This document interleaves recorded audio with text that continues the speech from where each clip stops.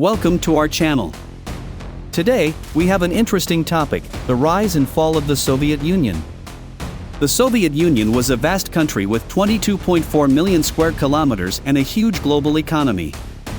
They were ahead in science, industry, culture, education, and other fields.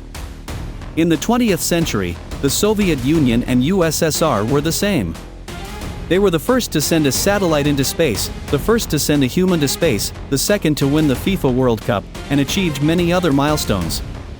But how did it collapse? This video will explore the reasons behind it.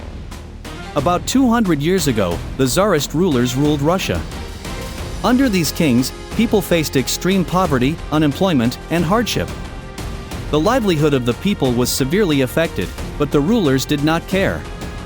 The nation's wealth was taken away, and luxury was enjoyed only by the elite. Due to this, in 1915, Russia was defeated in the First World War, making its economy and people's lives even worse. This led to the Russian Revolution of 1917. As a result, in 1922, Russia, along with other countries, formed the Soviet Union. In 1929, Joseph Stalin became the leader of the Soviet Union. Under his leadership, the country underwent major changes. Through 5-year plans, the Soviet Union was transformed into an industrial powerhouse, making it a developed nation economically. However, on the other side, people faced oppression.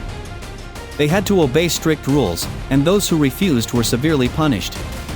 During this time, tensions between the Soviet Union and the United States escalated, leading to the Cold War.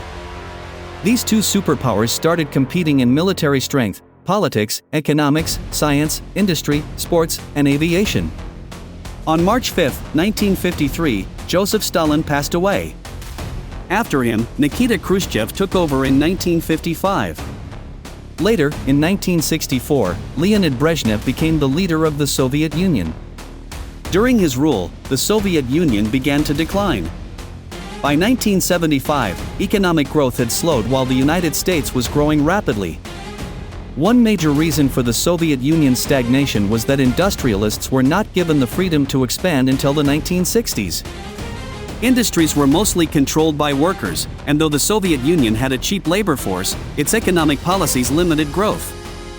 Meanwhile, the US invested heavily in the oil industry, making it a key economic driver.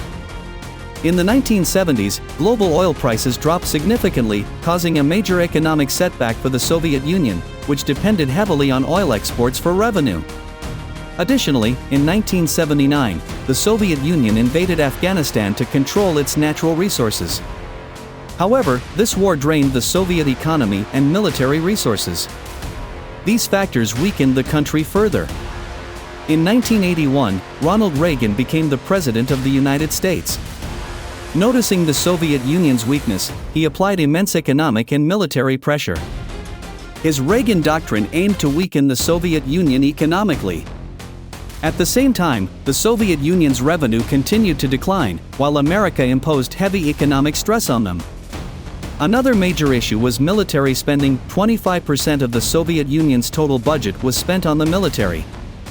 By 1985, this expenditure was reduced to $30 billion, and by 1986, it dropped to $12 billion. The declining oil revenues severely impacted the Soviet economy, leading to its eventual collapse. In 1985, Mikhail Gorbachev became the leader of the Soviet Union.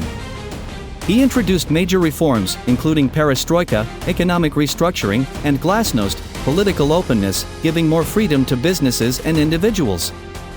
However, these reforms also accelerated the Soviet Union's decline.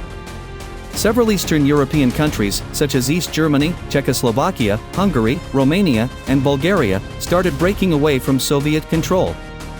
Later, Estonia, Latvia, and Lithuania also declared independence. Eventually, many countries separated from the Soviet Union, leading to its complete disintegration. The Soviet Union was officially dissolved into 15 independent countries: Russia, Ukraine, Belarus, Estonia, Latvia, Lithuania, Moldova, Georgia, Armenia, Azerbaijan, Kazakhstan, Uzbekistan, Tajikistan, Kyrgyzstan, and Turkmenistan. After this, Gorbachev resigned. Had the Soviet Union remained united, the world's political landscape might have been entirely different. Today, Russia stands as its own nation. We will be back with another interesting video. Don't forget to subscribe to our channel, share, comment, and support us. Until then, stay safe. Signing off. Thank you.